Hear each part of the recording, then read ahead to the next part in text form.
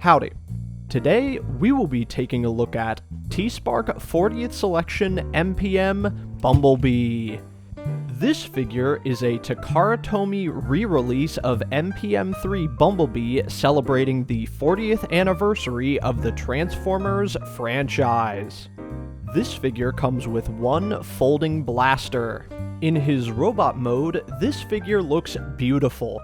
The biggest draw to this re-release of MPM-3 is all of the paint that Takara Tomy used over the original Hasbro release.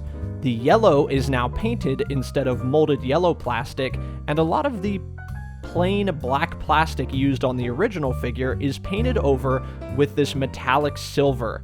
And I think all of the paint details really add a lot of character to this figure. The articulation is exactly the same as the original, and the engineering is the same, but just the use of the paint just makes this figure absolutely pop like the original didn't, and I think it actually works really well. Also, the engineering on this figure is really cool. It's kind of hard to believe that this is the original MPM release for this entire line, and the engineering would really go on to define how a bunch of companies would release these masterpiece-style movie figures, and I think that's really cool. Despite its age, I think it still holds up pretty well, especially with a fresh new coat of paint, and I'm really glad that they released it because it definitely looks a lot better than the original release of this figure, which was nothing more than the flat injected plastic and some black stripes over the top. Here's how MPM Bumblebee scales with Deluxe Class Deep Cover, Voyager Class Sweep, and Leader Class Grimlock. Here's how MPM Bumblebee scales with MPM Jazz and MPM Ironhide.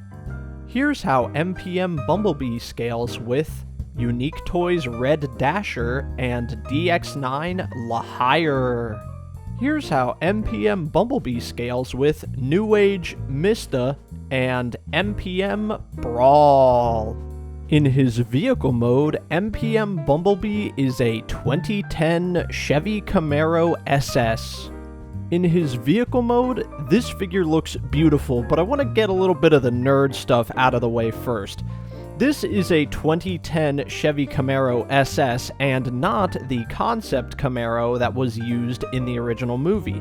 However, this version of the figure is painted in a color that much closer resembles the PBC 30 Sunrise Yellow that was used on the original concept car instead of the Rally Yellow that the original release of this figure was more accurately cast in.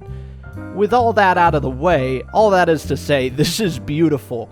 This paint is amazing, and the little paint details that they added in the vehicle mode make it look so much nicer. The silver door handles, the silver painted rims, the bright gold bow tie on the front looks great, although I do wish it had some black in the middle.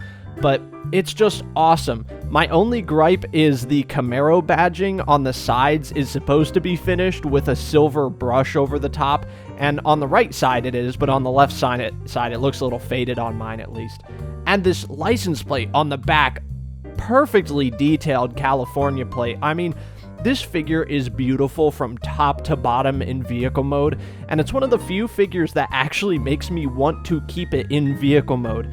My only complaint is the central part of the hood really doesn't like to stay in line with the left and right sides of the hood just because of the way the plastic is. So I have yet to decide whether this is going to end up full-time in vehicle mode or robot mode on my shelf, but just the paint work on this re-release is absolutely gorgeous, and I think every detail of the Camaro is super well painted. And I would say this is absolutely worth the price for this reissued figure just because of how much closer it looks to the movie.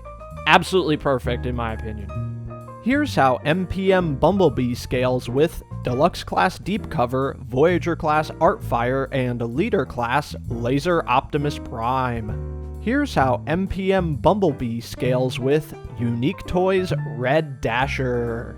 Here's how MPM Bumblebee scales with MPM Barricade and MPM Brawl. I hope you've enjoyed this brief look at the T-Spark 40th Selection MPM Bumblebee. I got this figure from Amazon Japan at amazon.co.jp. If there are any other figures you'd like me to take a look at next, leave a comment down below. And as always, I'm Leo, reminding you that plastic toys don't belong in plastic prisons. See you next time!